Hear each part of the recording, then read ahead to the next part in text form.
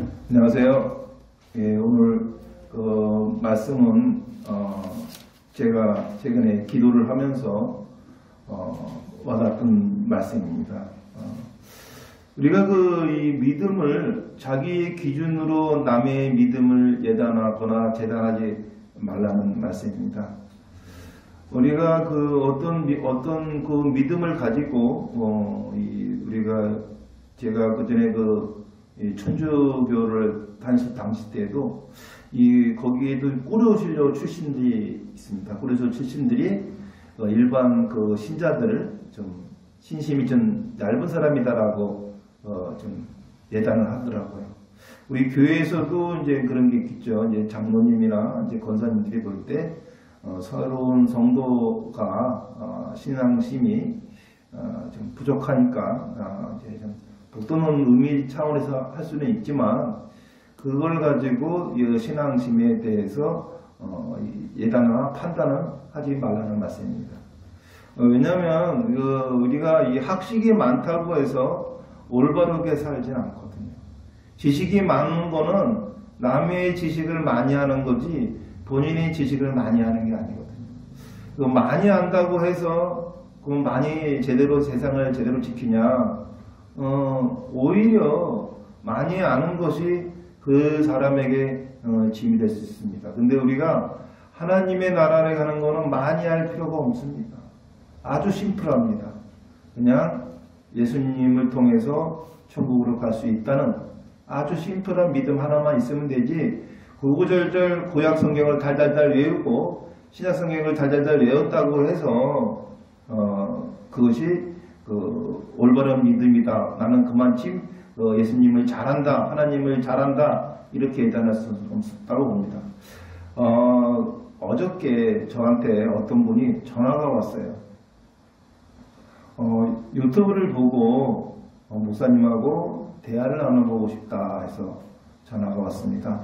근데 이분이 그래서 어떤 일로 오셨습니까? 무슨 전화하셨습니까? 라고 물어보니까 다른 게 아니라 자기가 이 신앙생활을 하는데 어렵습니다. 어떻게 신앙생활을 해야 될지 참 모르겠습니다. 그러더라고요. 나는 목사가 되려고 그러시는 거냐 라고 했더니 그건 또 아니래요. 그러면 성경 공부하는데 너무 어렵습니다. 그러더라고요. 아니 뭐가 어렵습니까? 그랬더니 결국은 이제 금전적으로 어렵다는 얘기를 하시는 거예요. 근데 성경을 공부하는데 금전적으로 어려울 게 뭐가 있습니까? 했더니 먹고 살기 힘든데 성경을 어떻게 공부합니까? 그러더라고요. 저는 너무 황당한 거예요. 먹고 사는 힘든 거하고 성경하고 뭔 상관이 있죠? 그래서 아니 먹고 사는데 힘든데 성경 공부가 어렵다는 얘기가 무엇인가요? 그러면 혹시 저한테 금전적인 도움을 원하시는 건가요? 그랬더니 또 그건 아니래요. 집중을 못한다는 거예요. 먹고 살기 힘들어서. 그러면 하지 마세요. 그랬죠 제가. 아니 좋아서 해도 시원찮은데 하기 싫은 거 억지로 하면 그건 하나님도 원치 않을 겁니다. 그러니까 원치 않으시니까 안 하셔도 됩니다. 그랬더니 그건 또 아니잖아요. 그러더라고요. 그래서 그럼 어떻게 하시려고 그러세요? 그랬더니 성경을 열심히 공부를 해서 목사님은 안 되더라도 전도자나 선교사가 되고 싶다 그러더라고요. 그러면 공부 다시 하세요. 그랬더니 이분이 그런데 목사님이 저가 어떻게 공부를 해야 될지 모르겠습니다. 그러더길래 그러면 성경책을 보세요. 그랬더니 자기가 성경책을 보고 있대요. 그래서 그 성경책에 열심히 보시면 제가 굳이 설명을 안 해도 다 뜻이 나올 텐데요. 그랬더니 아무리 읽어도 이해가 안 돼서 저한테 전화를 했다는 거예요. 그래서 이해가 안 될 게 없습니다. 근데 이해를 하시려고 하지 마십시오. 인간의 머리로 이해하는 거는 한계가 있습니다. 마음으로 이해하고 믿음으로 이해를 해야지 글식이나 지식으로 이해를 하려다 보면은 이 성경 자체가 창세기부터가 엉터리입니다. 그 뜻을 갖다가 이해를 해야 되지 글자를 이해하면 그거 말이 됩니까? 과학적으로 얘기가 됩니까? 안 되지 않습니까? 그러니까 그냥 읽으십시오. 한 번 읽고, 두 번 읽고, 세 번 읽다 보면은 와닿습니다. 그래서 제 얘기를 했어요. 제가 천주교 20년 다녔는데 왜 제가 개신교로 이 개종을 했냐면, 이 신부님들 중에서 이 정치적으로 너무 이 나서는 분들이 많아요. 뭡니까, 이 정의사회 구현 사회자단인가요? 이 사람들은 신앙이라고 보기엔 정치인 같아요. 맨날 그 정치를 비판하는 데만 나서는데, 또 특히 좌편향적으로만 비판을 해요. 아무리 그 우파 정권이 잘해도 그거에 대해서는 일체 얘기를 안 하고, 좌파가 아무리 잘못해도 좌파에 대해서 절대 비난을 하지 않아요. 오로지 우파만 비난을 해요. 그거를 정의사회라고 주장하더라고요. 참 그런 와중에 제가 이제는 그 천주교에서 그 아버지 학교에서 서울 전체 아버지 학교 회장을 했는데, 새로 오신 부임하신 신부님이 그 기독교에서 도란노교에서 하는 그 아버지 학교 하지 마라. 그 왜 천주교에도 아버지 학교가 있고 어머니 학교가 있는데 왜 그 개신교에서 하는 그 아버지 학교 프로그램을 하느냐, 돈도 많이 드는데 하면서 저희 도곡동 성당을 없애버립니다. 저는 전체 아버지 학교 회장인데 우리 도곡동 성당만 없어진 거예요. 그러니까 다른 목동 성당이나 다른 성당에 가면은 저기 왜 도곡동 형제들은 안 오냐 이러는 거예요. 그래서 제가 지금 신부님한테 따지고 싶은데, 제가 우체부 신자였어요. 뭐 그냥 주일날 그냥 가족들하고 같이 성당을 가는 게 하나 그냥 의식화되고 그냥 그 하나 습관이었지, 제가 뭐 열심히 하나님을 영적 체험을 해서 성당을 다녔던 게 아니었기 때문에 그런 신도들을 우체부 신자라고 합니다. 우체부로 그냥 왔다 갔다 주일만 왔다 갔다 하는 거죠. 근데 따지고 싶다. 왜 같은 하나님을 믿는 이유인데 왜 기독교와 천주교가 왜 구분을 해야 되고, 좋은 프로그램이면 다 받아들여야지 왜 그걸 못하게 합니까? 라고 따지고 싶은데 못 따졌어요. 그래서 그때 결심을 했습니다. 신학을 좀 공부해야 되겠다. 그래서 그때서부터 성경책을 정독을 하기 시작했습니다.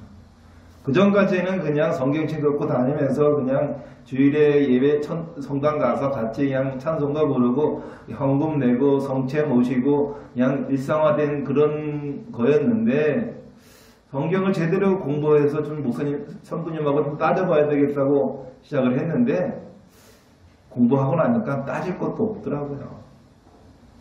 그 따지는 자체가 참 의미가 없다. 어리석음이었죠. 어리석음에 한번 공부를 했는데 결국 그게 제가 이 개종을 하게 된 또 계기도 됐습니다. 제가 이 신학을 공부하면서 많은 것을 지금 과거를 후회하고 반성도 많이 했어요.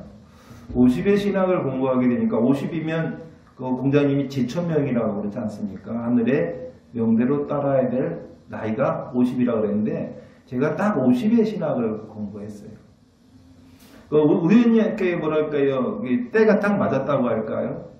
지천명의 나이에 신학을 공부했으니까 딱 그런 때인 거죠. 하나님의 뜻대로 살아야 될 나이가 돼서 그런 것 같아요. 근데 그렇게 신학을 공부하면서 돈 때문에 짜증내고 화내고 밖에 하는 사람들 보면 그때부터 사람이 불쌍해 보이더라고요. 저 사람은 영생을 할 사람인가, 육신의 영생을 말하는 겁니다. 육신의 영생을 안 한다는 걸 삼척동장 다 아는 사실인데, 저 사람은 그냥 50이 넘어서 돈을 안 준다고 욕을 하고 싸우고, 물론 돈을 띄어먹은 사람이 나쁜 사람이죠. 근데 그거에 인해서 상처를 받는다면 그거는 본인한테도 이로울 게 없는 거거든요. 저는 사기꾼을 용서하라는 얘기가 아닙니다. 자기 자신을 사랑하라는 얘기죠. 근데 그런 것부터 시작해서 어떤 사람, 그건 좀 나은 거죠. 그냥 남의 것을 뺏으려는 사람은 더 불쌍해 보여요. 뭐 뺏겨서 화나는 거 충분히 이해할 수 있지만, 그 60, 70 먹어서도 그냥 이 수전노처럼 사는 사람이 있어요. 제가 지난 시간에 그 수전노와 구도세의 차이점을 말씀드렸죠. 구도세는 내 것도 아끼고 남의 것도 아끼지만 이 노랭이는 지 것만 아끼는 거예요. 남의 건 생각하지 않아요. 근데 그게 나이 먹어서 그러면 좀 추접스러워요. 어렸을 때 그러면 저는 욕심이 좀 많은 놈이네, 저는 좀 크게 될 놈이네 이렇게 얘기하지만 60, 70 먹어서 그러면 참 추접스럽네. 똑같은 행위를 해도 그렇다는 거죠. 왜? 우리가 이제 육신의 껍데기를 벗고 영혼의 세계로 갈 때에는 이제 육신을 버리고 영혼의 세계로 갈 때에는 그 육신으로 받은 혜택들은 다 부질없는 거거든요. 어떤 것도 만약에 훈장을 받아도 부질없고요. 제가 어떤 친구 같더니 사무실에다가 훈장을 쫙 걸어놨더라고요. 저게 무슨 의미가 있나. 재산을 갖다가 많이 가지고 있는 사람도 마찬가지로 저 재산을 다 무엇에 쓸까? 결국 그걸 다 놓고 가고 자식한테 주고 갈 거나 사회에 기부할 것인데 결국 자기가 인생 동안 쌓아놓은 것은 다 아무것도 없이 하늘로 가는 거거든요. 아무것도, 진짜 제가 말하자면 진짜 자기가 입던 반스 하나 못 가지고 가는 게 이 인생의 마무리인데 그거 좀 더 가지겠다고. 제가 이 사업을 오래 하다가 목사가 되다 보니까 제가 아직도 이 교회를 비즈니스로 한다고 생각하는 사람들이 많아요. 항상 그래. 성도 좀 늘었어? 좀 헌금 좀 많이 거쳐? 아니 내가 이 교회를 비즈니스로 하려고 했으면 안 했죠. 아니 제가 여러 성도들은 속일 수 있어도 하나님을 어떻게 속입니까? 똥 싸는 것도 못 속이는데. 그러니까 제가 사람을 속일 수 있어도 하나님 못 속이는데 제가 이 설교라는 것도 그렇지 않습니까? 이 동영상 제가 이 설교를 유튜브에 남기거든요. 제가 이렇게 남기는데 제가 어떻게 거짓말을 하고 돌아오겠습니까? 말하면 바로 되돌아오는 게 이 말의 부메랑 아닙니까? 하물며 제가 이 교회를 교세를 키우기 위해서 하는 것도 아니고, 지금 우리가 성전을 마련할 일도 없지 않습니까? 지하실에서 1층으로 올라가고 성전을 지으려고 마음이 필요가 없는 교회인데 뭔 돈을 벌려고 하겠어요. 그리고 우리 교회 이 예배당이 꽉 차야 50명입니다. 1부, 2부 예배해야 100명이 되는 거예요. 근데 100명이 돼봤자 이 목사님이나 재직자들 사례비밖에 안 나옵니다. 그 이상 나올 수도 없고요. 그러니까 그냥 재정 자립도가 있는 거지 그 정도 가지고 빌딩을 짓거나 성전을 크게 지을 일도 없다. 그러면 제가 왜 이 교회를 하냐? 그냥 한 번 한 번이라도 같이 하나님과의 영적 교류를 위함이지 그닥 큰 기대나 희망이 없어요. 그냥 열심히 저 혼자 기도하는 것보다 성도 여러분과 같이 기도하면 좋고, 또 제가 목사라는 위치에 있다 보니까 매일 기도하는 습관이 생기고 제 자신을 스스로 반성하게 되고 제 자신이 좀 더 하나님에게 예쁜 짓을 보이려고 하려고 하는 노력의 일환이고, 저랑 성도 여러분과의 이 교류를 통해서 제가 가진 달란트가 있다면 그를 성도분과 좀 나누려고 하는 그 이상 그 이하도 없는데, 사업을 너무 오래 하다가 보니까 이 교회를 제가 비즈니스로 한다고 생각하시는 분들이 많고, 또 성도분들 중에서 왔다 갔다 하시는 분들 중에서도 저를 갖다가 그 비즈니스 파트너로 생각을 해요. 그래서 와갖고 사업 제안서 들고 이 사업에 투자하세요, 저 사업에 투자하세요 하다가 투자 안 해주면 교회 안 나오고, 여러분이 그랬어요. 여러분이 교정은 사업 제안서 가져와서 이 사업이 어떠세요? 이 사업 대박 납니다. 저 사업 대박 납니다. 투자해 주세요 하고, 내가 제 식견을 가진 거 가지고 이거는 현실성이 없는 사업입니다라고 하면 저 미워해서 가고. 제가 목사가 뭡니까? 내가 늘 얘기해. 목사 존경받을 대상은 아닙니다. 같은 성도예요. 근데 조금 더 공부를 했으니까 좀 더 같이 가자는 얘기지, 그 성경에 있는 지식, 제 지식도 아니지 않습니까? 목사 중에 얼마나 파렴치한 사람들이 많아요. 목사가 무슨 모범이 되겠습니까? 목사들 중에 사기꾼 많습니다. 근데 뭐예요? 목사를 보고 교회를 다니십니까? 목사를 보고 다니는 게 아니라 본인 자신을 위해서 다녀야 되는데 목사를 존경받을 목사님들도 많죠. 그렇지만 파렴치한 목사들도 많습니다. 그러니까 이 교회를 다니는 게 장로나 권사나 집사는 또 안 그런가요? 저 장로 보고 교회 다닌다. 저 권사님 보고 교회 다닌다. 그러다 그 권사님이 조금만 서운하게 하면 바로 그냥 교회 안 나가겠네요. 그거 안 되잖아요. 이 목사도 가르칠 수 있습니다. 저희 교회가 장로교 아니니까 성도분들이 제익자들이 가르칠 수 있는 교회입니다. 저는 언제든지 이 교회가 재정자립도가 완성이 되면 언제든지 다른 교회를 개척하라고 할 사람인지 여기서 터줏대감으로 있을 사람이 아니거든요. 그러니까 저희 비즈니스가 어떤 경영의 비즈니스냐면 삼성그룹 이병철 회장의 비즈니스와 비슷합니다.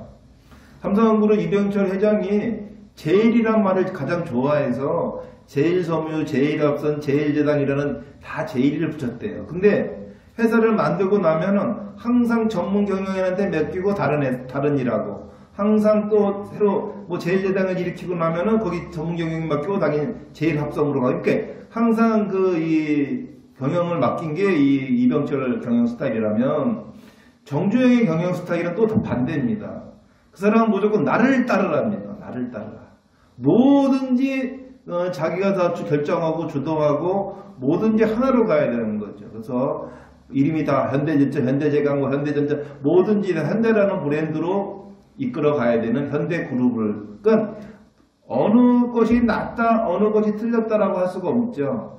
그냥 그 교회를 크게 성전을 키워서 사랑의 교회나 충현교회나 임마누엘이나 할렐루야처럼 큰 성전을 지는 교회라고 해서 나쁜 것도 아니고 작은 교회를 계속 개척해 나가는 목회도 나쁜 거라고 할 수 없다. 오늘 성경 말씀도 있지. 남의 떡을 먹을 떡에 대해서 먹던 말도 그거에 대해서 비판하지 말으라는 거죠.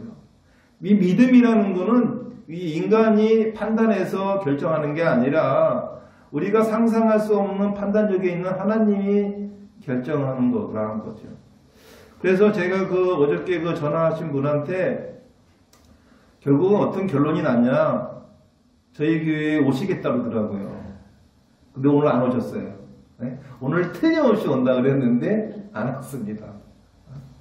그러니까 본인이 그렇게 열심히 어저께 1시간 통화했어요.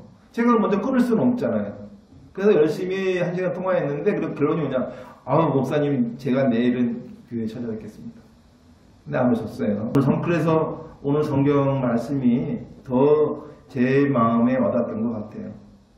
오늘 아침에 일어나서 기도하면서 이 로마서의 굶기를 보면서 하나님은 참 신기하게 어떻게 또 이 페이지를 또 제 눈에 띄게 만들었을까. 어저께 일어났던 그 에피소드와 딱 맞는 성경 말씀을 제가 아침에 읽게 해 주시더라고요.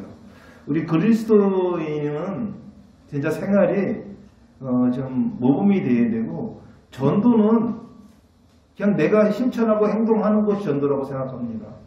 내가 올바르게 행동하지 않고 올바르게 실천하지 아니하고 전도한다는 것은 이게 전도가 안 되는 공연불이라고 생각합니다.